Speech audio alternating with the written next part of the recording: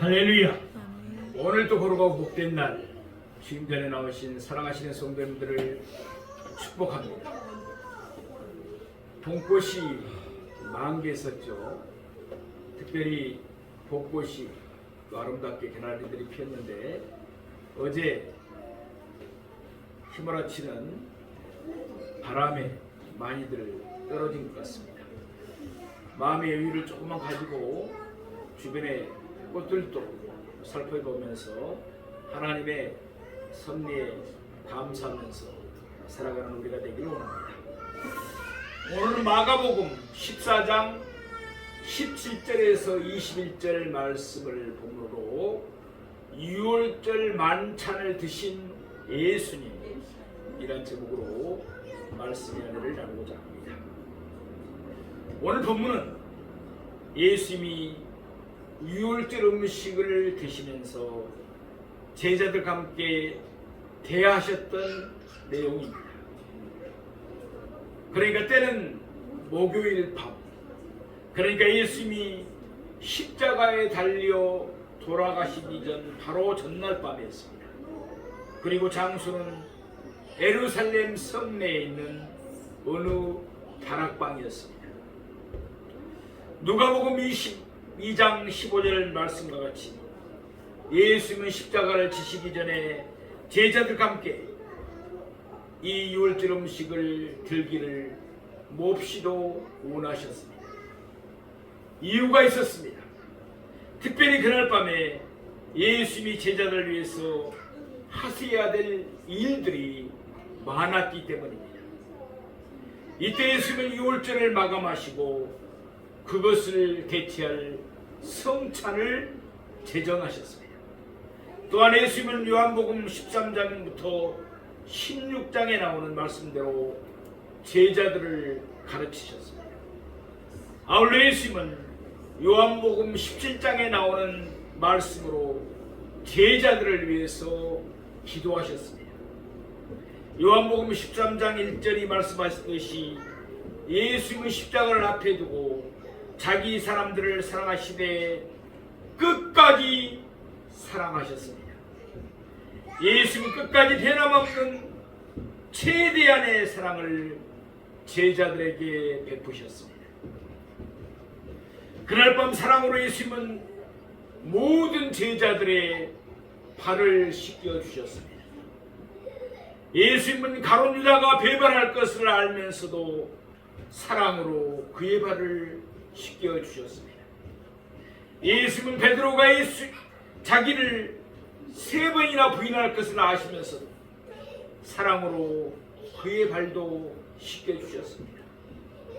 예수님은 다른 제자들도 다 예수님을 버리고 도망칠 것을 알면서도 사랑으로 그들의 발도 씻기셨습니다.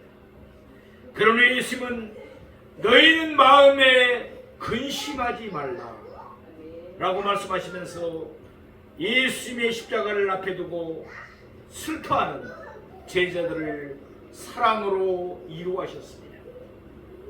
계속해서 사랑으로 예수님은 그들에게 많은 가르침을 주셨습니다. 사랑으로 예수님은 그들에게 또 다른 보혜사 성령님을 보내주실 것을 약속했습니다. 그뒤 마지막 사랑으로 예수님은 그들을 위해서 간절하게 기도하셨습니다. 이랬을 때 예수님은 세상에 있는 자기 사람들을 사랑하시되 끝까지 사랑하십니다.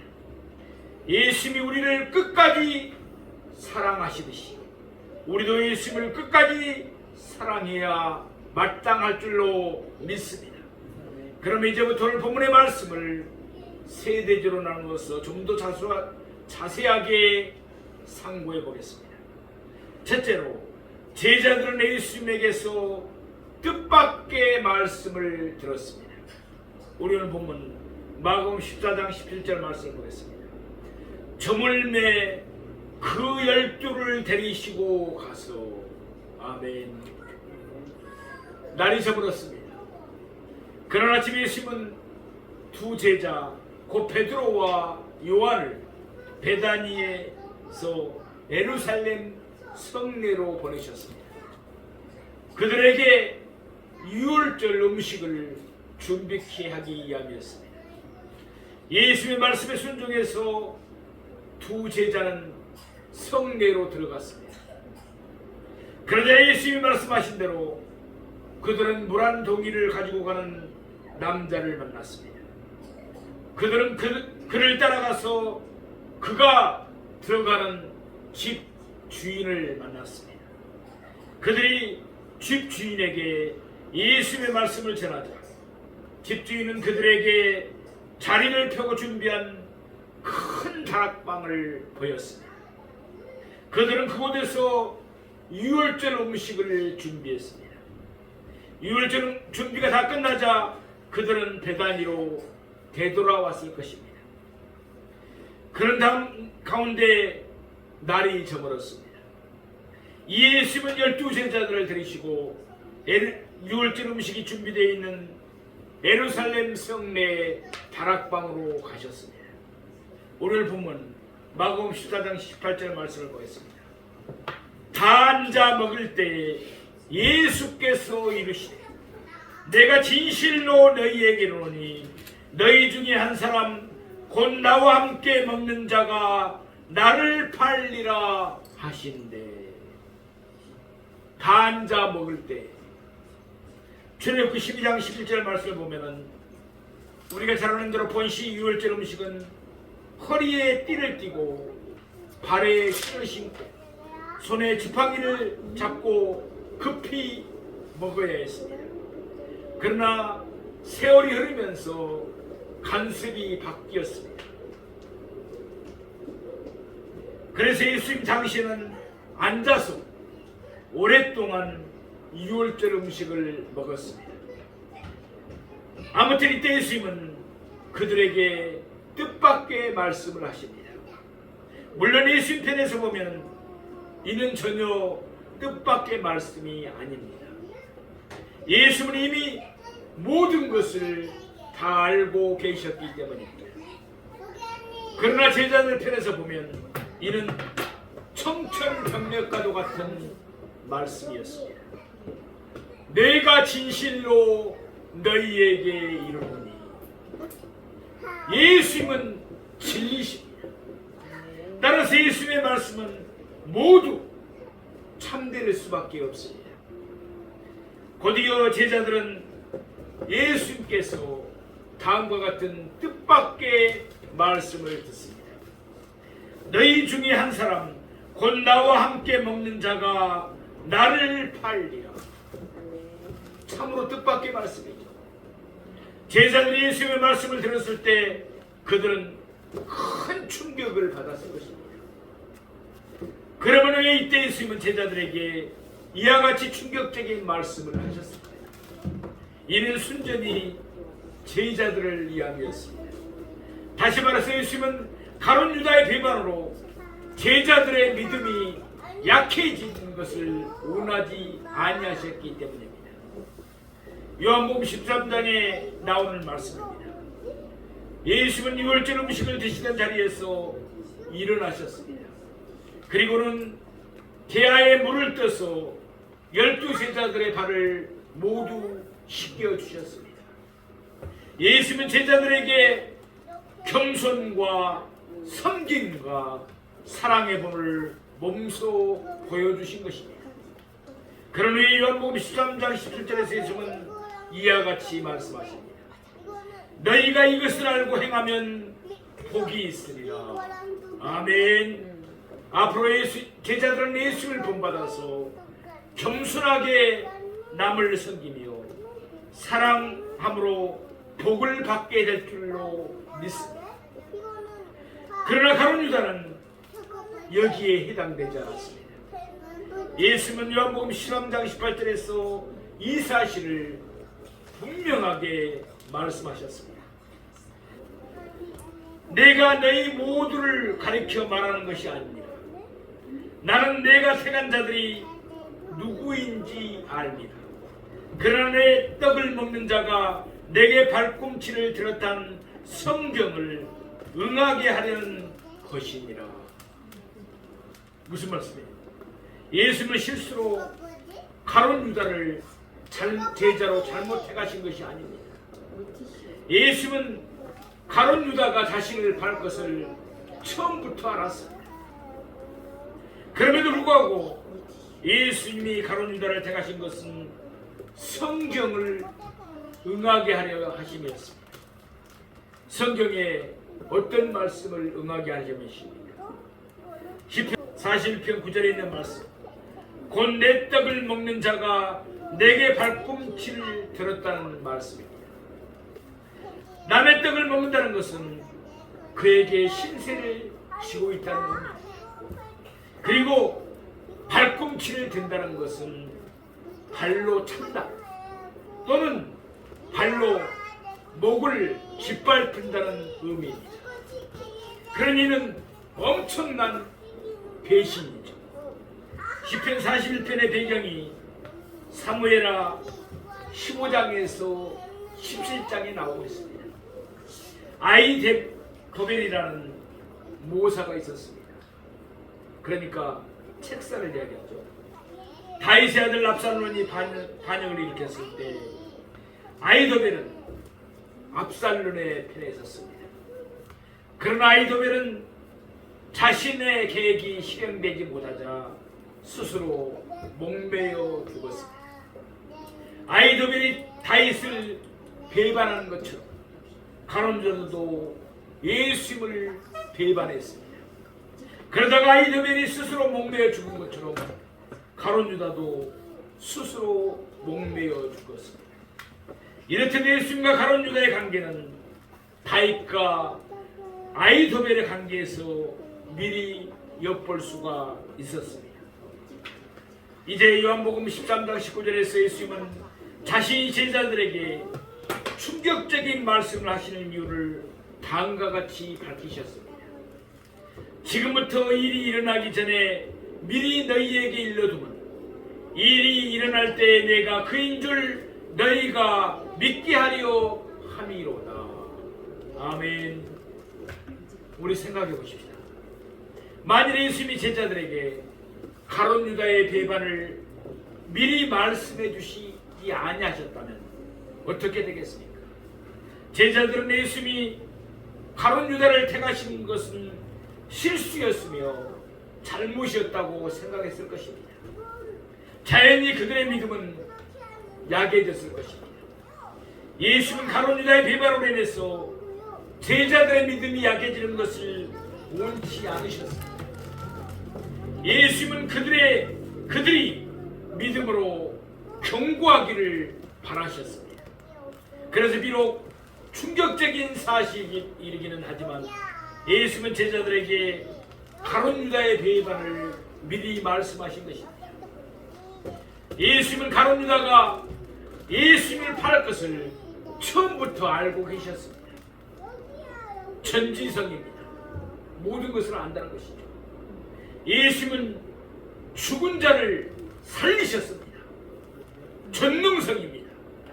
예수님은 아브라함이 나기 전부터 계셨습니다. 영원성입니다. 예수님은 예수님의 이름으로 모이는 곳마다 함께 하십니다. 전지성입니다. 예수님은 자신의 전지성과 전능성 그리고 영원성과 전지성을 제자들에게 보이셨습니다. 이는 예수님이 그인 줄, 곧 하나님이신 줄 그들이 믿게 하려 하심입니다. 이렇듯 예수님은 가룟 유다의 배반을 미리 말씀하시고 제자들의 믿음을 돈독하게 하신 것입니다. 그런 후에 요한복음 13장 20절 말씀을 보면은 예수님은 그들의 사명도 확고하게 하셨습니다. 내가 진실로 너희에게 이르노니 내가 보낸 자를 영접하는 자는 나를 영접하는 것이요 나를 영접하는 자는 나를 보내신 이를 영접하는 것이니라. 아멘. 제자들은 예수님의 대사였습니다. 따라서 그들을 영접하는 자는 예수님을 영접하는 것입니다. 또한 예수님은 하나님이십니다. 그러므로 예수님을 영접하는 자는 하나님을 영접하는 셈인 것입니다. 이처럼 예수님은 제자들을 사랑하셔서 그들을 높이셨습니다. 그날 밤 예수님의 가르치심은 요한복음 16장까지 이어집니다. 그 결론이 요한복음 16장 33절에 나옵니다. 이것을 너희에게 이르는 것은 너희로 내 안에서 평안을 누리게 하려 함이라. 세상에서는 너희가 환난을 당하라. 담대하라. 내가 세상을 이기었노라. 아멘. 사랑하시는 성도 여러분, 뜻밖의 환난을 당했더라도 낙심하거나 좌절하지 맙시다. 예수님은 우리를 사랑하시되 끝까지 사랑하시다. 세월 지나갈수록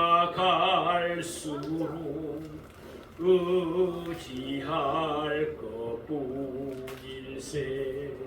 무슨 일을 당해도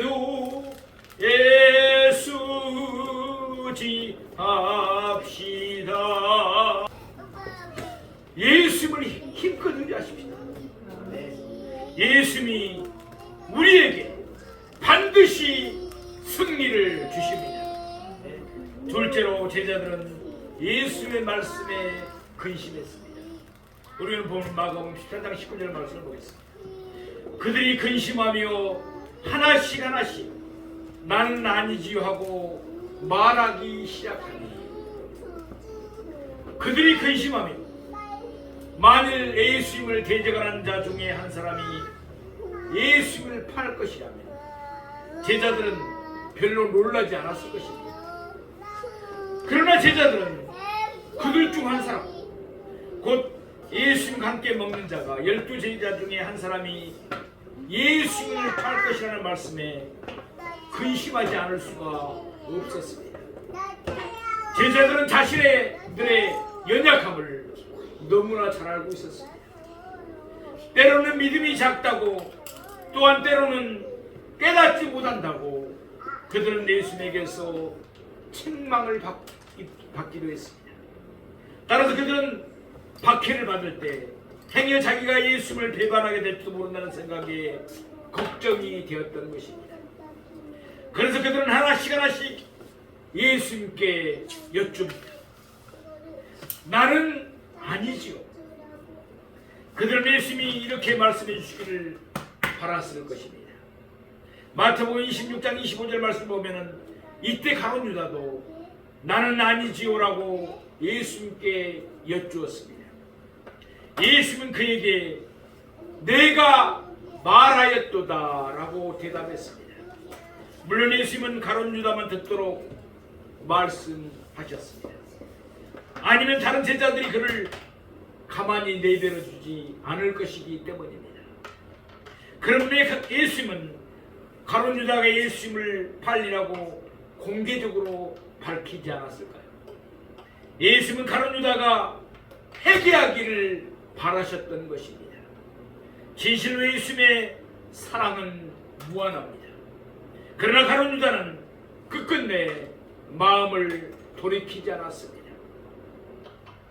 가룟 유다는 철저한 이선자였습니다. 그는 다른 제자들과 함께 예수님의 가르침을 똑같이 받았습니다. 다른 제자들이 기도할 때 그도 함께 기도했습니다. 다른 제자들이 복음을 전할 때 그도 함께 복음을 전했습니다. 그러나 그는 실상 마귀였습니다. 사랑하시는 성도들, 오늘 본문에서 제자들은 예수님의 말씀을 듣고 근심했습니다. 스스로 자신들의 부족과 연약함을 잘 알고 있었기 때문입니다. 아니나 다를까 그들은 곧바로 넘어지고 말았습니다. 실로 그들은 연약했습니다. 겟세마네 동산에서 예수님은 제자들에게 깨어 기도하라고 말씀했습니다. 그러나 예수님이 말씀하신 대로 마음에는 온이로되 육신이 약하여 그들은 잠들고 말았습니다. 세 번이나 예수님이 그들을 깨우셨지만 그들은 계속해서 잠에 빠지고 말았습니다. 예수님이 잡히시자 제자들은 다 예수를 버리고 도망해버렸습니다. 예수님이 공회 앞에서 심문을 당하는 동안 베드로는 요종에게 또한 곁에서 있는 사람들에게 예수를 모른다고 3번이나 부인했습니다. 그만큼 제자들은 하나같이 연약했습니다. 그럼에도 불구하고 예수님은 그들을 포기하지 않았습니다. 예수님은 그들을 끝까지 사랑하셨습니다. 부활하신 예수님은 그들을 찾아주시고 그들에게 성령을 허락하셨습니다. 그 결과 그들은 예수님의 증인이 되었습니다. 순교하기까지 끝까지 복음을 전했습니다. 우리도 연약합니다. 말씀을 전하는 종도 연약합니다. 그러므로 우리도 근심하면서 예수님에게 여쭐 수밖에 없습니다. 주여, 나는 가라지가 아니지. 비록 우리는 연약하지만 우리가 예수님을 의지하면 예수님은 우리를 결코 버리지 아니하십니다. 예수님은 우리를 끝까지 사랑하기 때문입니다. 내가 연약할수록 더욱이 여기사 우리가 연약할수록 예수님은 우리를 더욱 귀하게 여기십니다. 세상 사는 동안에 나와 함께 하시고 세상 떠나가는 날 천국 가게 하소서. 아멘. 이와 같이 늘 예수님을 소망 삼고 예수님을 의지하며 사는 우리가 되기를 바랍니다. 세 번째로 제자들은 각자 자신을 살펴보아야만 했습니다. 우리는 보면 마가복음 14장 20절 말씀을 보겠습니다. 그들에게 이르시되 12 중에 하나 곧 나와 함께 그릇에 손을 넣는 자니라. 먼저 예수님의 12 중에 하나가 예수님을 팔 것이라고 대답했습니다. 12 제자들 모두가 가라지는 아니었습니다. 나머지 11 제자는 알곡이었습니다. 단지 한 제자만 가라지였습니다. 가라진 그 한 제자가 예수를 배반할 것입니다. 이어서 예수님은 나와 함께 그릇에 손을 넣는 자가 예수를 팔 것이라고 대답했습니다. 식탁에는 양념을 담는 그릇이 놓여 있습니다. 카로셋이라고 부르는 양념은 여러 과일과 견과류를 으깨서 식초에 버무린 것이었습니다. 이는 애굽에서 백도를 만들 때 사용했던 진흙을 상징했습니다. 유월절 음식을 먹을 때 떡과 쓴나물을 양념에 적셔서 먹었습니다. 양념 그릇은 2-3 사람이 공유했습니다. 따라서 예수님과 함께 그릇에 손을 넣는다는 것은 예수님 바로 곁에 있었다는 것을 의미합니다. 이래서 예수님은 가룟 유다에게 애틋한 정을 보이시면서 그가 돌이키기를 바라셨습니다. 그러나 가룟 유다는 예수님의 바라심을 저버리고 말았습니다. 그는 하나님을 두려워하지 않았습니다. 그는 내세도 전혀 생각하지 않았습니다. 우리 마가복음 본문 14장 21절 말씀을 보겠습니다. 인자는 자기에 대하여 기록된 대로 가거니와 인자를 파는 그 사람에게는 하가 있으리로다. 그 사람은 차라리 나지 아니하였더라면 자기에게 좋을 뻔하였느니라 하시니라. 인자는 자기에 대하여 기록된 대로 가거니와 예수는 시편 41편 9절에 기록된 말씀 곧 내 떡을 먹는 자가 내게 발꿈치를 들었다 하신 말씀대로 예수님과 함께 먹으며 예수님과 함께 그릇에 손을 넣는 자에 의해서 팔리셨습니다. 가룟 유다가 태어나기 전에 이미 성경은 예수님의 십자가를 자세하게 기록하고 있습니다. 예컨대 시편 22편은 십자가에서 고난을 당하는 예수님의 모습을 자세하게 묘사하고 있습니다. 이사야 53장 우리가 잘 아는 대로 십자가의 의미를 상세하게 밝히고 있습니다.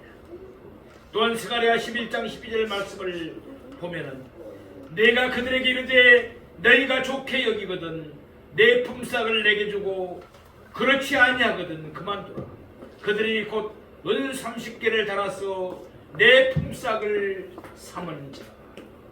성경에 기록된 대로 예수님은 은 30에 팔리셨습니다.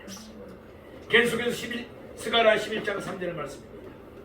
여호와께서 내게 이르시되 그들이 나를 헤아린 바 그 싹을 토기장이에게 던지라 하시라. 내가 곧 그 은 30개를 여호와의 전에서 토기장이에게 던지고. 가룟 유다가 예수를 팔고 난 뒤에 어떻게 행했습니까?